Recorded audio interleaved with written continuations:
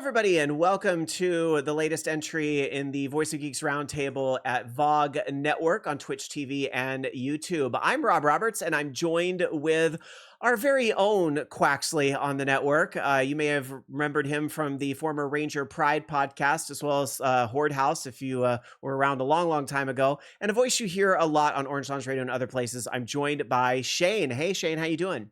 Hello, you will not be hearing my voice a lot tonight because Well, it is not there. I hope we get to hear from you about the topic we're going to talk about tonight, Fanfest, which on a related note, why is your voice so bad tonight?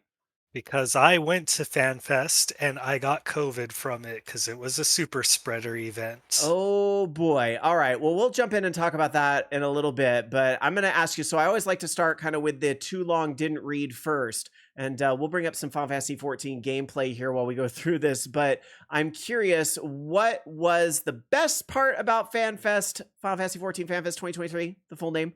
And what was the worst part about Final Fantasy FanFest? The best part, it's really hard to say what the best part is, or was rather. I would. Can I give it a three-way tie? Is that okay? Yeah, sure. I mean, it's your Okay. rules, I guess, right? The three-way tie is between being there live for the expansion announcement, the piano concert, and the rock concert. Those three were the best parts of Okay. FanFest. Okay. And then what was the worst part? It would be just really easy to say getting COVID from it. That's what I thought you would say, to be honest. But I'm gonna look past that for the sake of actually being critical of the show, and say that it was actually the poor planning that they did for this FanFest when they increased dramatically how many people they let in. Okay, this is the part I'm curious about, because for me, I've gone to every other fan fest that has happened in North America except And for I've only one. missed one. I missed you Stormblood. weren't there the Stormblood year, right? Because that's when I texted you going, it's Red Mage and Blue Mage or something like that. Yeah. And I was like, rude. oops, It's maybe very not, rude. maybe not so much. It didn't end up being that, but I've been there every Funny year. enough, though, Blue Mage and Red Mage did come out during Stormblood. Yeah, that's right. It happened eventually, didn't it? Yeah. So my mind, it amazes me sometimes, I guess. All right. Oops. I'm trying to play the game and it's like I forget all my controls, but that's fine. We're not here to watch me play the game. Maybe a little bit. But this fan fest in particular had a lot more people. And Yes. I guess, do we know that going into it? Yes, we did. I feel like we didn't know that they were selling as many tickets. No, we did know that. They specifically said they were selling more tickets, and they gave us the rough amount, I believe, and that they had moved from a hotel convention to the actual convention center, which can accommodate a lot more people. But even then, they did a very bad job. So what do you mean? What do you mean when you say very bad job? Is it because they took the formula that worked for them at the hotels and they tried to apply it to this convention center setup with, I'm assuming, multiple times the people, and it just didn't work out, or what? So I want to say that before FanFest, and correct me if I'm wrong, because you've been to all of them, and I was all but one, roughly maybe 5,000 to 7,000 people, if that. I guess. Yeah, I don't even know if it was that many, to be honest. Okay. I felt like this convention I went to in Atlanta, because I didn't go to FanFest, I had a conflict with the Southern Fried Gaming Expo, which I did not get COVID from that, thank you. But I feel like it was like a bigger con to me, and I hear that con's only 3,000-4,000 people. Okay, but so I don't know. Perception's a weird thing. If we're generous, we'll say 5,000 to 7,000 before. Okay. This convention this time, 15,000 people. Wow. But that's That's because of the growth of the game, right? Like the game. Because of the growth of the game, and it's COVID the bigger convention center could theoretically accommodate more. So what I mean by they just completely botched how they ran this Um, they gave us enough activities for for things to do on the downtime for the 5 to 7,000 people, maybe, if you're being generous. There was not a lot to do. Um, they didn't have enough seating for everybody, not Oh even for no. half the people.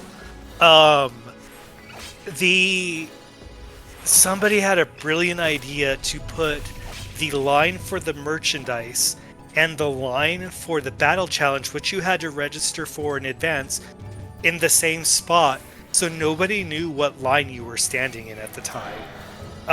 And the merch lines, they went like pre-sold out of spots within the first couple of hours of being open. And this event is like an 8-hour event each day.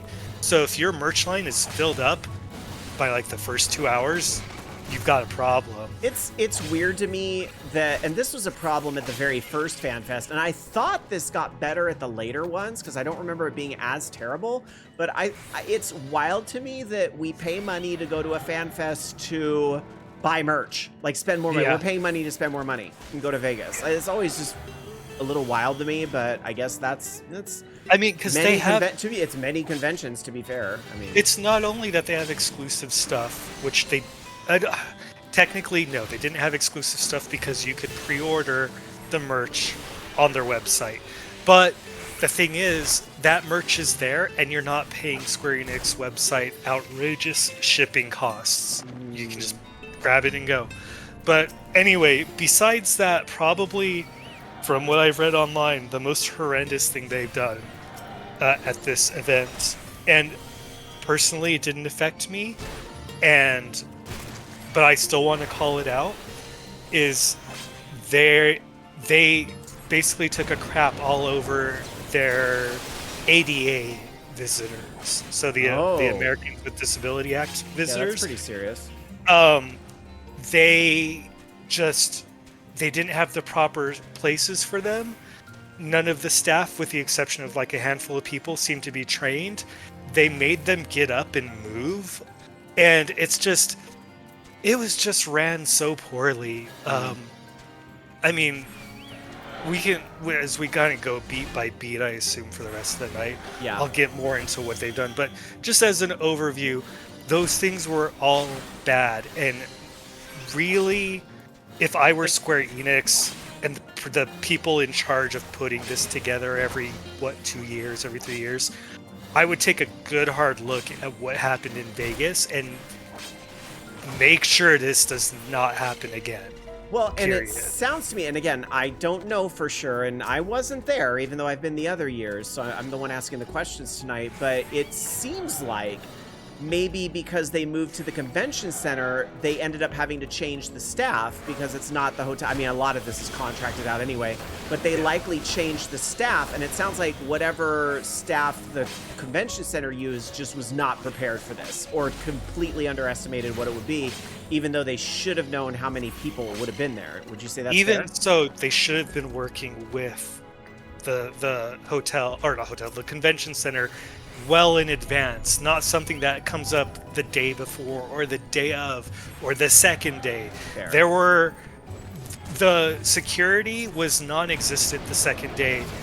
We had to go through metal detectors and screeners every day, but on the second day, the people running those literally did not care. I never had to open my bag once. Oh, that They sounds just were that like- sounds like the stuff. Okay, this is definitely an issue with like who they're because I remember the year. It was the year you weren't there. Somebody in my free company at the time, and I'll say it was years ago. What can be done about it now? But somebody couldn't get a ticket in the online sales rush, so he literally paid one of the guards to like sneak him in, basically. So I it did hear worked. that people tried that and that it did not work this year. This was different. It was a different company, probably, or Yeah.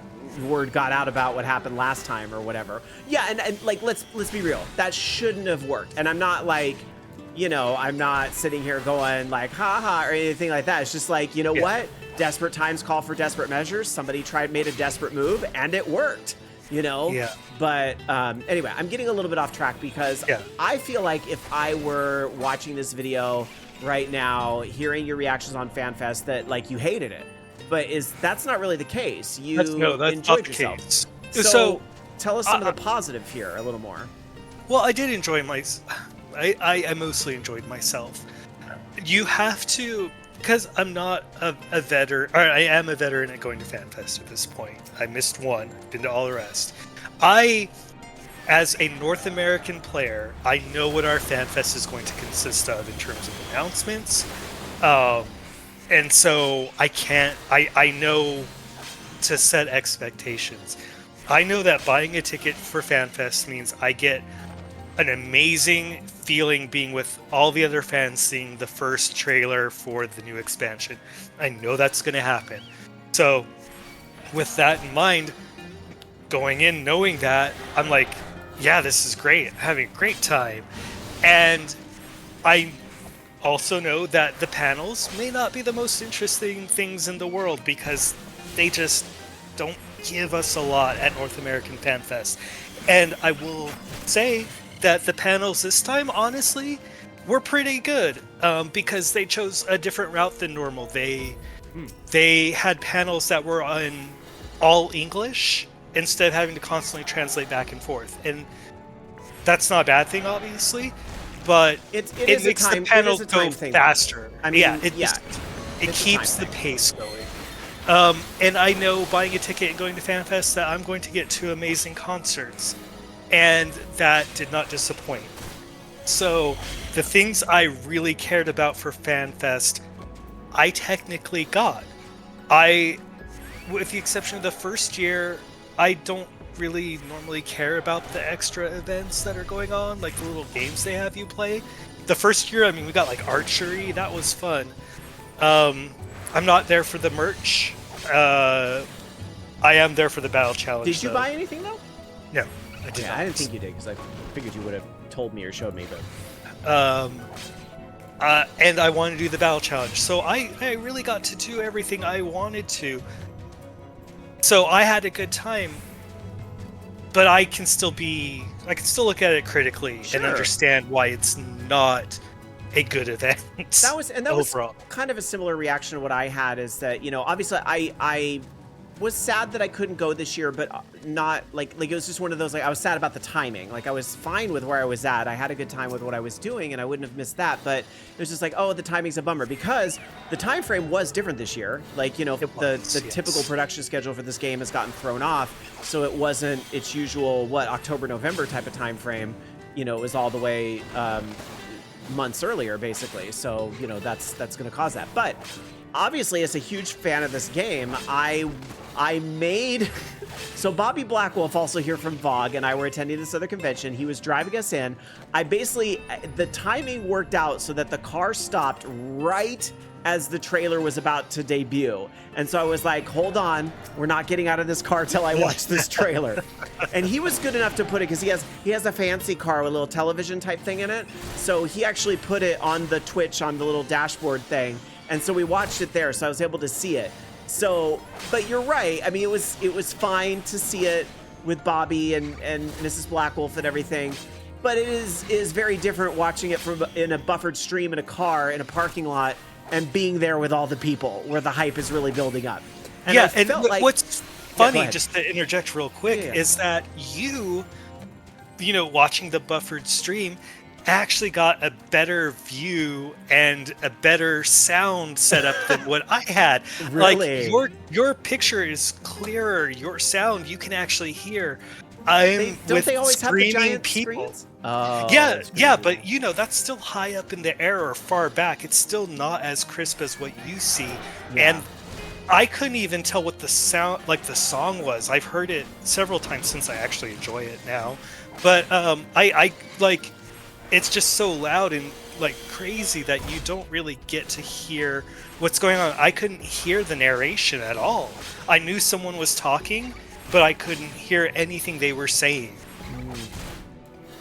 Now, and Bobby is watching live tonight as we're taping this, and actually saying, we did watch the rest from the hotel room once we checked in. Yes, we did. And to kind of continue the story, it was nice to, you know, watch everything, and it sounds like I had a pretty decent view, although it's mostly the PowerPoint that's on the screen most of the time. Yes. But I was kind of, my criticism watching everything was, this feels so formulaic. And it's interesting that you kind of framed it as, I know what I'm going to get. I know exactly what they're going to announce and what I'm in for, and, that's that. And I was kind of sitting here hoping, maybe foolishly, that, okay, if they're ending their last 10-year adventure and starting another, maybe this is a great time to shake up the formula and do something a little bit unexpected and different. And instead, the announcements were 10 more levels, because of course there were 10 more levels, and there's going to be new jobs, but we're not going to tell you what those jobs are, because we're going to tell you those at the later Fanfest. And we're going to show you 2 zones here, because there's going to be 6 zones overall, and we'll show you 2 more at each other Fanfest. It's like so, and there'll be a shirt that teases something, and most people will think they know what it is. Maybe they do, maybe they don't. And I just kind of feel like so much of it was formulaic, but 2 things did break the formula. And it was the most interesting things. Number 1, 2 dies. And even Bobby is saying that, like, he's laughing because the biggest reaction was 2 dies. And it was like, that was something unexpected, right? What was the noise in the room when they announced that you would be able to give 2 dies? It was die pieces of gear. deafening. It was crazy. Glamour is the end game in this game. Yes, for it sure. is. For sure. Anyway, the other thing was Phil Spencer and Xbox. I mean, I guess we figured that would happen eventually. I didn't expect them to announce that at FanFest. So that really was, like, really interesting to see. I guess I should take a step back and have you walk us through your adventure day by day, but I super want to know about how the Xbox news was received in the room. So let's back up and start with, like, your trip and how FanFest kind of started. Okay. So my trip was arduous, to say the least, because I drove, did not fly down, and that ended up being like a 13-hour drive, which is fine. I can honestly say I love driving my electric car on road trips, because even though it takes a lot longer, it's pretty fun. But to throw a wrench into that, all of a sudden on the drive down, I got not 1, not 2, not even 3, but 5 styes in my right eye. My eyelids were so swollen out of nowhere. Like, I started having pain in my eye, and it started getting a little red on my bottom eyelid. And then all of a sudden, at one of the stops, it's just swole up. So I'm doing this drive, and my one eye is swollen. So it's just a great way to start FanFest. The getting there, the line for registration was insane. It wrapped around the convention center halls. It went pretty fast, I will say, considering how long the lines were. But it was breaking news. I just hit 80 on Blue Mage. Thank you. Congrats! I'm doing dies on my glamour. I don't know what to do now. That was my plan for the stream, was level Blue Mage. You want to just do a roulette really quick while you talk? Can you talk and do roulettes? Yeah, I can, but let me finish doing glamour, and then I will. Fine. And I can't join the party until I finish my glamour. So the line was insane, and I'm not ready, by the way. I'm still doing glamour stuff. I'll let you know when I'm ready. Okay, tell me when you're ready. And I got there maybe like an hour before close. So I was really surprised that the lines were still that insane on day 0. And I had my friend with me, my friend Dominic. He went with me as well, and he also got COVID. Because we all did. Everybody that went to FanFest basically got COVID. But that was day 0. So nothing that exciting. Day 1, they opened the lines up at 7, and you could get in and sat down at 9 for a 10 o'clock show start. I got there at 7, and I was nowhere near the front. Wow. Like, I was lucky enough to be able to line up inside the convention center still, but there were people, including my friend Dominic, who he got there at like 8, and the line was clear outside the convention center at that point in the 100 and some degree weather. They had no plan in place to accommodate. Yeah, at least I remember when it was at the Paris, at least, and even the Rio, the lines were like indoors because those places were huge. Yeah, that was a choice. And it was packed. They packed us up like sardines. There were no mask mandates, not a word about COVID the entire time until the very end, I will say. And it wasn't like, watch out. It was just like, we're so thankful COVID is over. Oops. Yeah. Can I cue us? What? Can I cue us? No, I'm not ready. I said I'd tell you when I'm ready. And I had to make all 5 glamours I wanted. Okay, now I can be cute. Oh, wait, no, I can't yet. Hold on.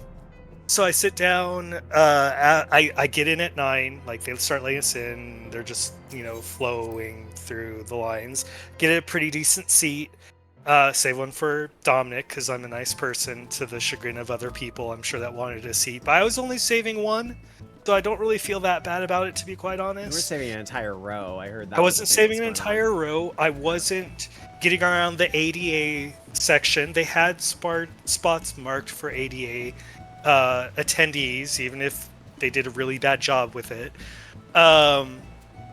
And so then the trailer starts, and it's just pure excitement. They could have shown us anything. They could have been like, you're going back to Ishgard, and we all would have just been like, yeah, it's the best thing ever. This is so fun. It wouldn't have mattered. And then they go through the keynote, which was pretty, I'm gonna say it, pretty boring. There was nothing exciting in the keynote. They had no videos for us. You can cue us now. They had no videos for us. It was just screenshots. They didn't show off female Hrothgar. The die thing was the coolest thing they announced. Everything else was like, okay, I don't really care that much, to be quite honest. And then, I'm gonna be completely honest, I left for the day until the piano concert at that point. Mm-hmm. It was just boring. I mean, I didn't want to do the events. It was too crowded.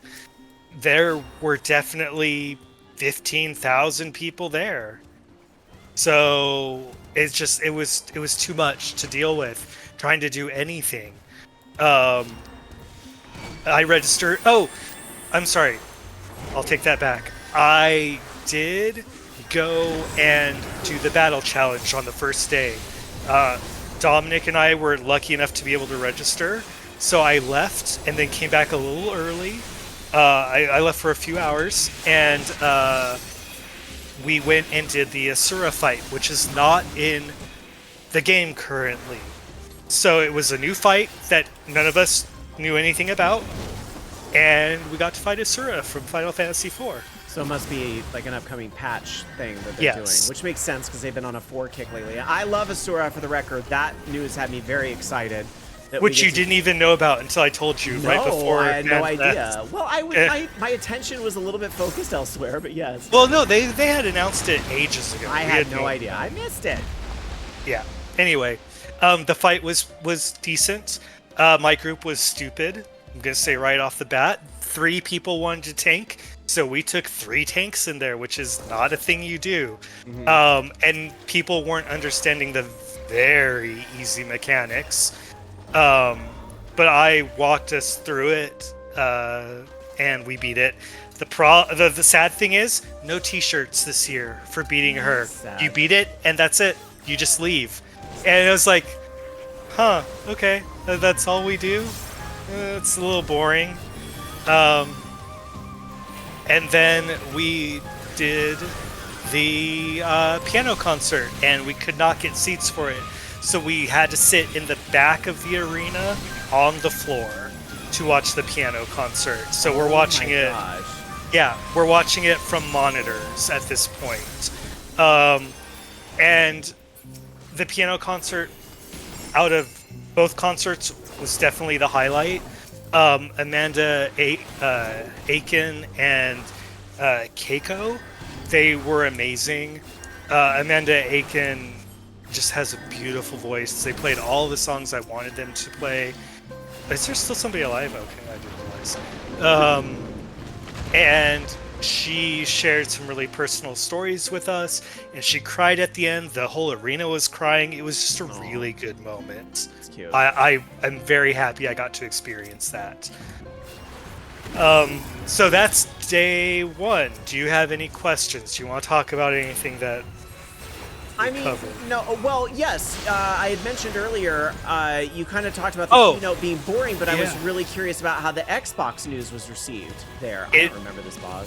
It's been a few days. Okay. Sorry, Xbox. Yes. Yeah. Nobody cared.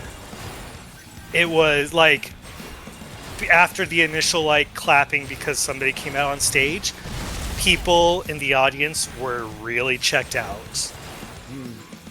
And I can say that for a couple of reasons. One, you're talking to a crowd of people that already play. That's my thought. So it's people that already play. It's not really the right people to like announce this to. And two, and I don't want to be this person. I'm gonna be this person. Gonna be. I apologize, but other people too were probably feeling like this. We just I don't really care I just about. know you're about to get canceled for whatever you're about to say. I just don't care about Xbox as a platform, and so I don't. And even Microsoft has said as much that they don't care as much about the platform. So a part of me is a little bit of a Sony fanboy. Like, even if I didn't play this game on PC or PS5, this is just something that does not matter to me. Well, and okay. And I know that this gets more people to play, but I worry about the type of people that will play, and that's a stupid thing to think, because it's not like only like rude, terrible people play on Xbox, but you just kind of feel that way sometimes, being like in an echo chamber.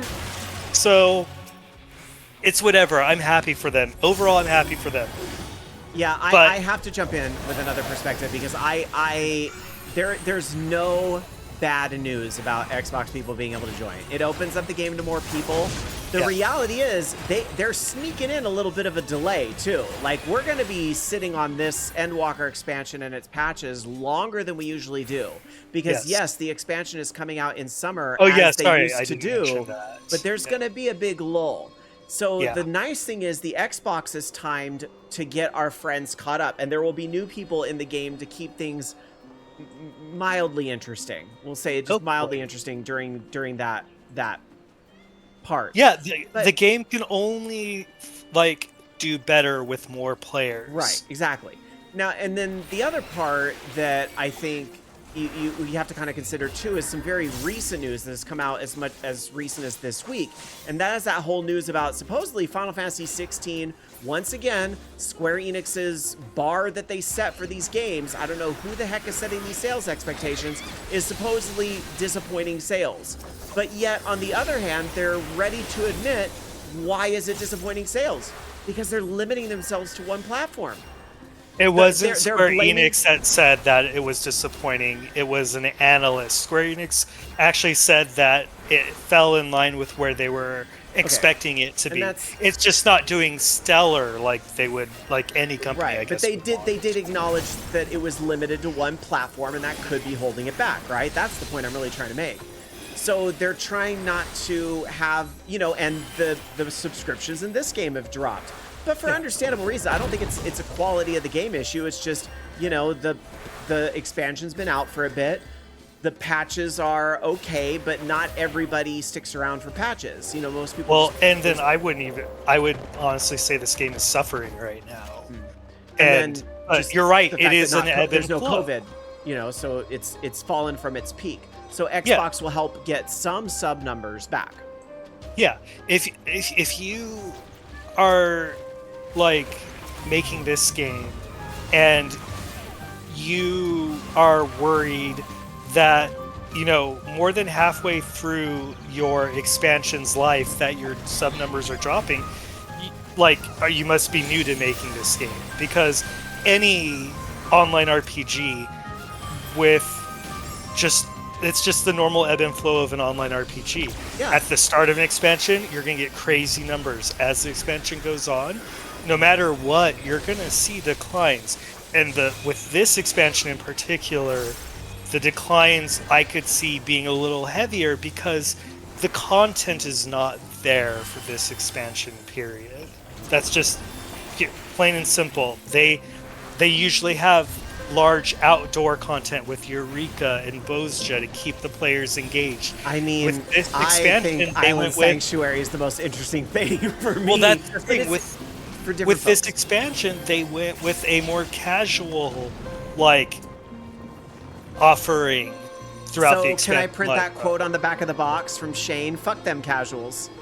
No, I'm casual too, but your MMO, you're offering content that does not get you in the world, does not really give you the aspect of massive multiplayer. That'll give you. Okay, they put single player content in an MMO. Okay, that'll give you. Which is what this game is kind of known for, but they just didn't balance it this time is my thing. But that's neither here nor there. That's not about FanFest.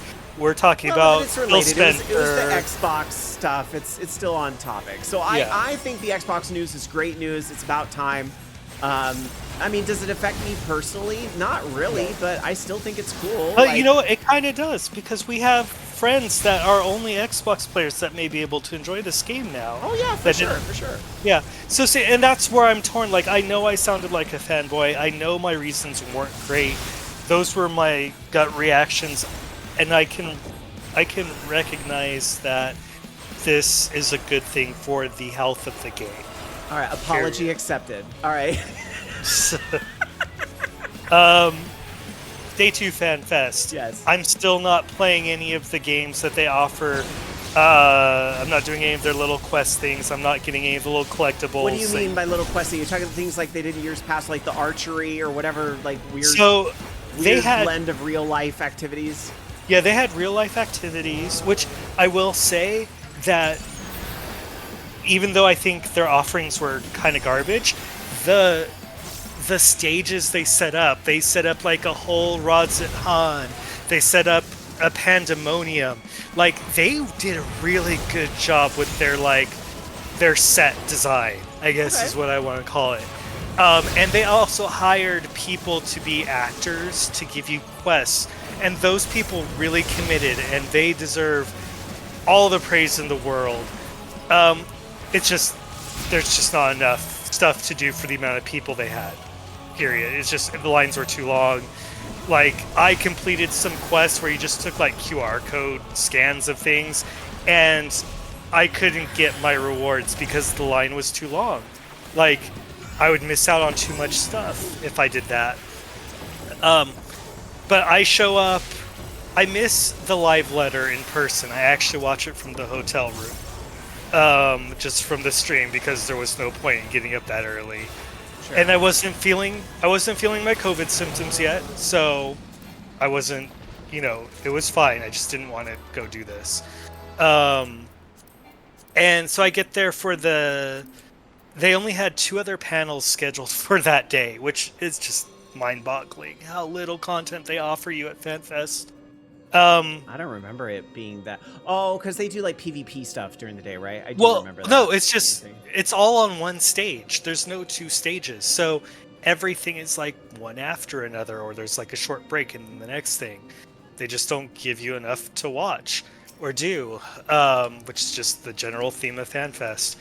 But they went and they did a localization panel, really funny. The new, well, she's not even new. She's been, I guess, the head localization person for some time now. She was just great. She was really witty, really funny. Koji was there. It was really good. And then they did the PvP tournament, and that was really awesome. I don't care about PvP. It kind of made me want to pretend I did. And I just know I'm not good at it.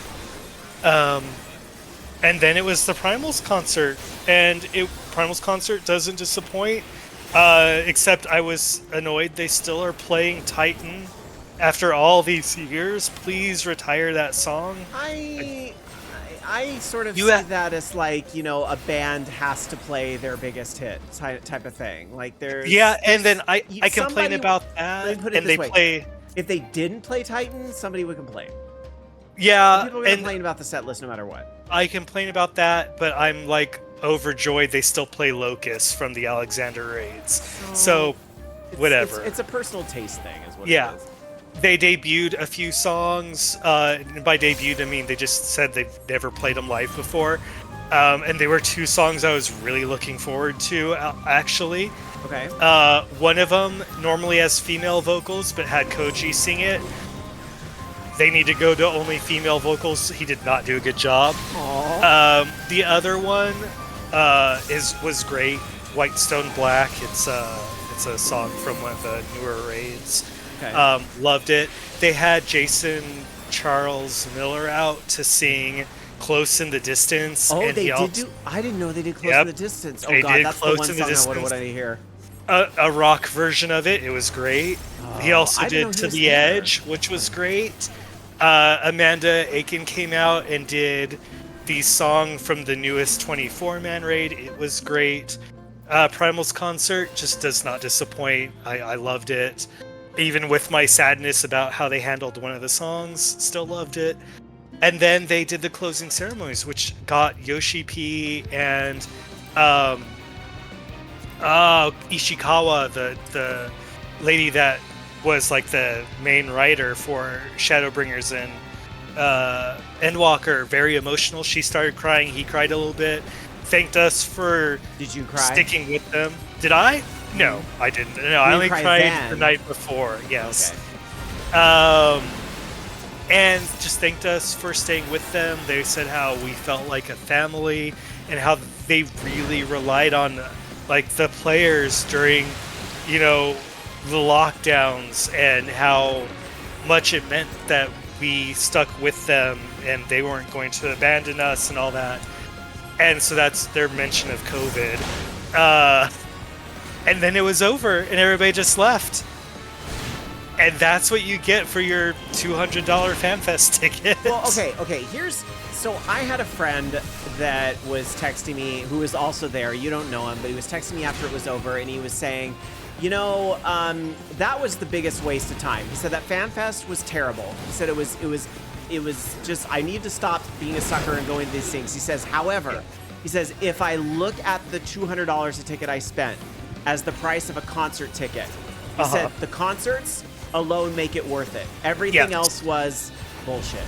Yes. That was basically the review I got from him. Was that like that is, it's right. Concerts with a gigantic tailgate party. Yep, that's right. And if you have a lot of like free company members that go, like I could see it being worth it as like a big. Place to stand here? I forget. We might need a second to figure it out. I think we're okay. It's 100% worth it. Oh, I see it. If you have a lot of people that are going with you that you haven't seen, or that just you go with your group. But as a whole, FanFest, unless you're going for the concerts, because yes, that does justify the cost of the ticket, it is not worth it. It is a bad event, 100%. But yeah, at the end of the you still don't. I mean, you still don't consider your time wasted because you got to go to. No, the concerts. I even got COVID, and I still enjoyed my time there, and I still look back on it fondly. I just know what I'm getting into. People are gonna, without turning this into that kind of discussion, like people are gonna get COVID going to the grocery store. It's one of those things where society has decided COVID is over, I think is the best way to put it. Society's decided COVID is over. Had they put in like a mask mandate, that would have been nice. If they would have done a lot of things differently, it would have been nice. But I cannot recommend people going to this if you're going by yourself, if you're looking to go to some crazy, amazing event, unless you want the concerts. Everything else is live streamed. Like, it's just a better a better experience being able to watch it from home if you don't care about the concerts. So, Flat out. Bobby Blackwolf in our chat summarizes saying, so go for the keynote and concerts and spend the rest of the time in Vegas proper? Yeah. I mean, at least 100%. You're wasting your time doing the merch line. You're wasting your time doing the activities. They don't give you anything that's really worth it. So can we talk about the COVID thing real fast? Because I found this yes, story, 100%. again, not to like dwell on COVID, but I found this a very interesting community story. So I will let you tell it as somebody who got COVID at FanFest. Yes.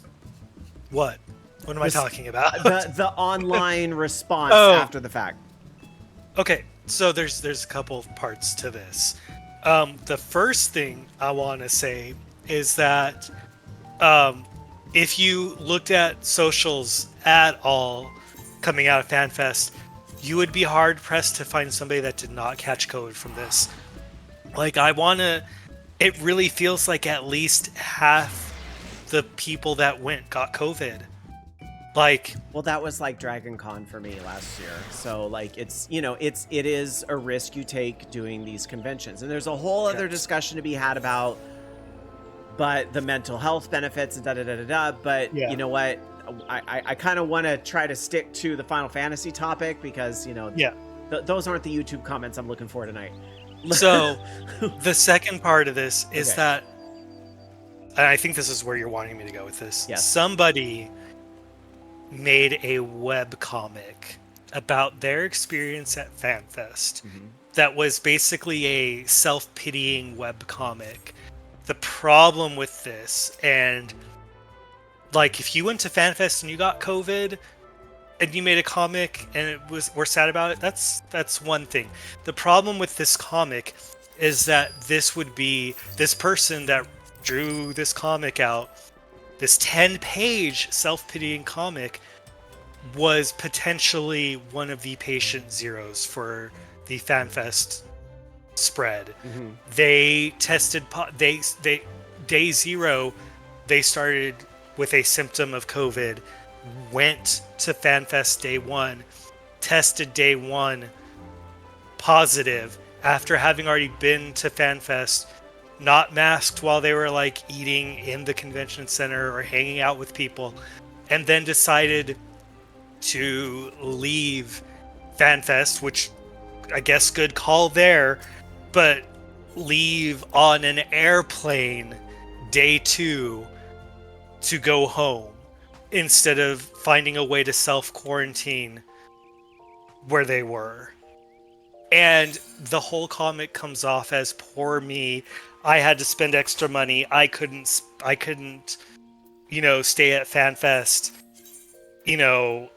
not I just put a ton of people at risk, and then I put even more people at risk because I went home on an airplane. Yeah, the mentality is baffling. Yeah, it was really the tone, like it's the tone they took after the fact for me. Like the whole comic is just such a weird thing to do. Like, if you make a bad decision, like I knew I was feeling kind of sick the very, very, very end of my Dragon Con trip. So not at con, to be clear, I was not sick at con. But when I woke up at Bobby's house the very, very last day when I was going to get on an airplane, I started to feel a little like off. I was like, uh-oh, what's going on? Like, but I had just had COVID like 3-4 months prior, so I didn't think I'd get it again. So, which was foolish of me, I get it. But I didn't have a test. What was I going to do? Like, I can't just stay in Atlanta for 2 weeks and pose on, my friend Bobby and all this. So I masked up and everything, and I got on the plane and I went home and I just minimized my interactions with people. I hadn't tested yet, but I tested when I got home, and I was getting worse throughout the day, and sure enough, I was positive. And I felt terrible. I wasn't going to go on social media and write a comic that says, oh no, like, oh, poor me, uwu. I felt terrible, but I literally felt like I had no other choice.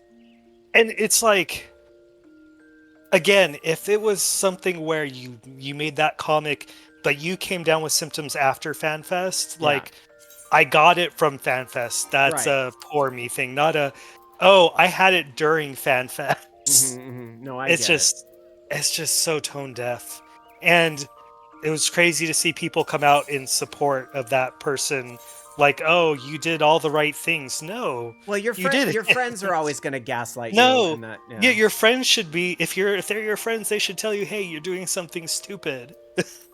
Oh, and But Bobby also wants to point out, because he's in chat, he's been watching tonight. He does say that that whole story I just told about post Dragon Con, they didn't get sick. So I don't know. Maybe I wasn't. I don't know, for whatever reason. So just want to point that out.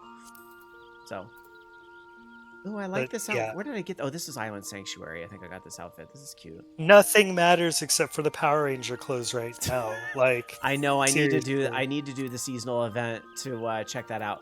Okay, but before we close up and everything, what would be some things? I mean, I feel like this is really an easy question, but I'm gonna say it anyway. What would be some things you would like to see them change for FanFest 2 years from now? COVID cards and masks. Just get that out of the way right now.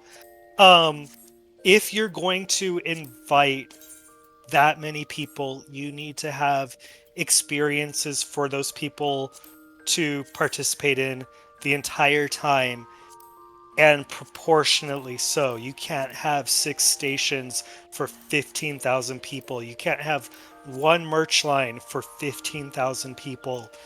Um, if you're going to have a 2-day event, have panels, have multiple panels that can occupy time, because that's the other half of the whole we don't have enough stuff for people to do. Sure, you can have people in the seats watching panels and people doing the events, but there's not enough to do. There's still not enough for both at the same time. Like, how do you fail at that? And have just have it run by an outside group if you can't handle it. I don't think Square Enix can handle it. That's all. That's the only thing I've seen every FanFest. Sometimes it felt like they were getting better, but this year was the biggest step backwards in terms of how they handled their show, and it wasn't good.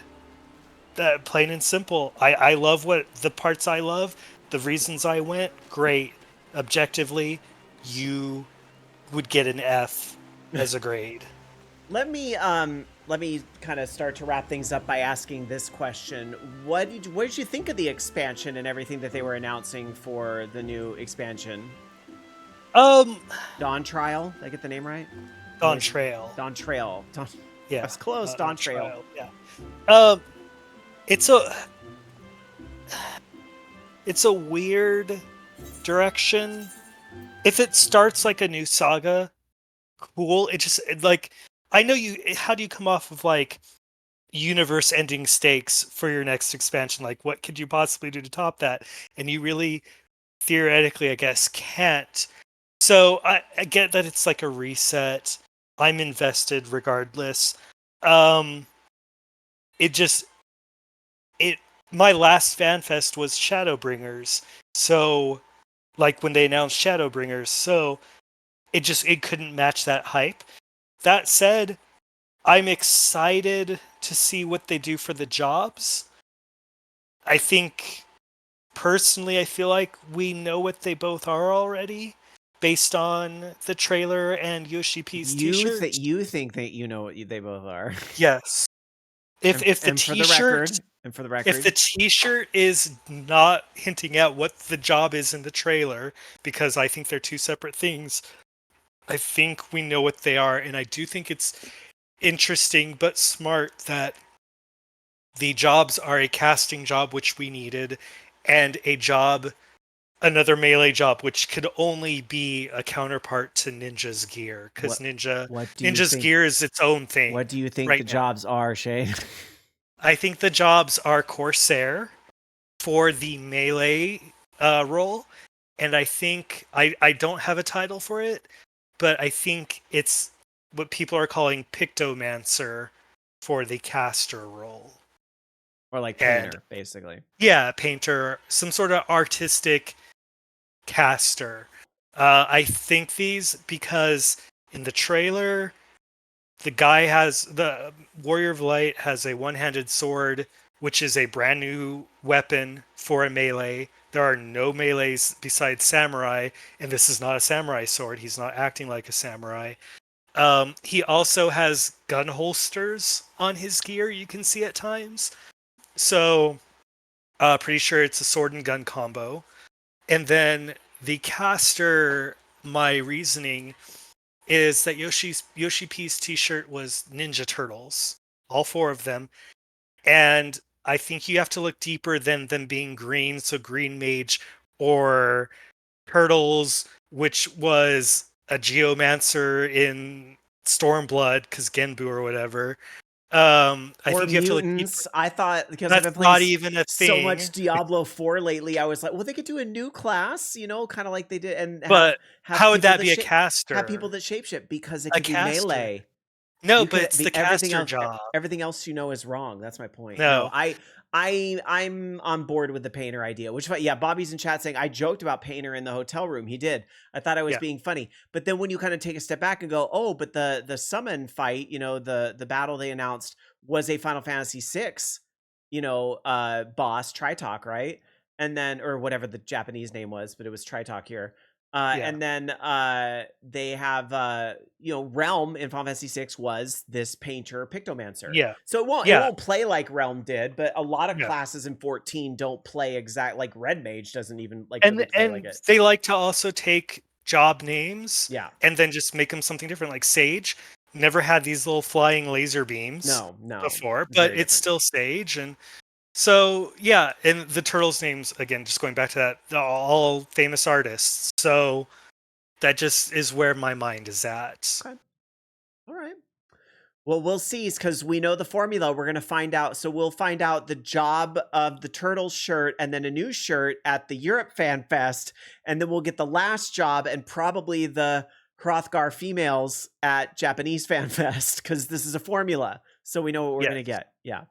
Though I wouldn't be surprised if in the Euro Fan Fest, which is October, so it's actually pretty soon, to be honest, that they could theoretically, because they have to show off a more extended trailer, they may, since the Warrior of Light this time is a new job, that they may show him off first and then tease the shirt again with a different, like the second job with a second shirt to give you more of a clue. Like a Van Gogh But painting or something, yeah, Yeah. something, who Yeah. knows? I But gotcha.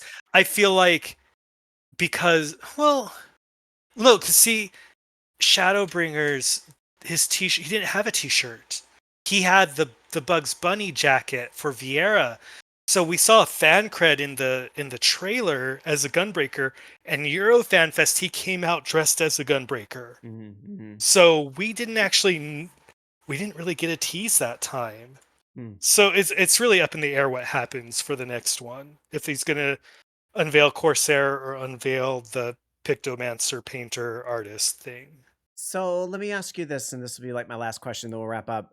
Okay. With all of your kind of negatives that you've laid out and the things that Square Enix needs to improve on, or at least the organizers of this event need to improve on in scaling, it sounds like is the big thing, scaling for the audience, the increased audience they plan for Yeah. this year.